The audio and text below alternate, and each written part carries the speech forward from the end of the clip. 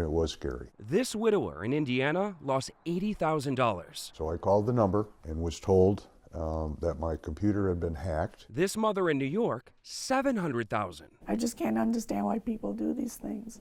They don't have a heart. Victims receive a pop-up message or email on their computers saying their information has been compromised. They then call and speak to someone posing as a tech company representative or federal agent. The scammer will convince them, in order to secure their assets, they need to convert their savings into gold bars and hand them over to the government. It sounds a little crazy, doesn't it? It does sound crazy. But it's happening. It's happening all over the country. Special Agent Chris Del Zotto investigates financial crimes for the FBI. Like all good frauds, there's a sense of urgency.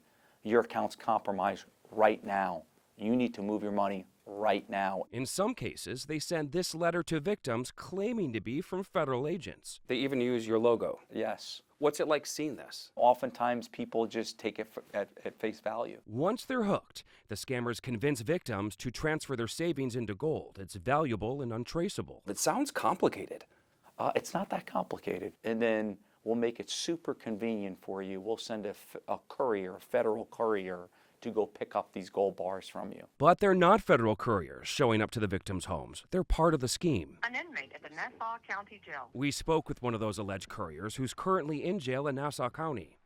He has pleaded guilty for his involvement in one case and was on probation when he got picked up for another. How did you get recruited into this? From India, someone just recruited me. 27-year-old Yash Shah says he was hired to deliver packages. He claims he didn't know at first. He was transferring gold and cash from at least 6 victims over the past 2 years. I'm not as it is like a criminal or anything like that. I'm just a normal person. Like, I'm working hard for the money. Says he was paid up to $4,000 in cash for each delivery. Most times he was asked to take the packages to street corners in the Diamond District and drop them off with different men. We're trying to get to the bottom of who's behind this. So who were you working for? So that's what I'm saying. Like, I was also trying to find. Police across the country have been targeting couriers to get the victims' money back. But Shaw's attorney says it's more complicated than that. At the root of this, he's at the base bottom level, and they know that his level of knowledge and his culpability is far less than what they're looking for. Is he helping police figure out who is really behind this? He absolutely is. Local police are working with federal agents, trying to track down the people who hired the couriers. It's international, and anytime you add an international component to a case, it makes it harder to answer some of those questions. And at this point, we know that at least some of this activity is tied to India.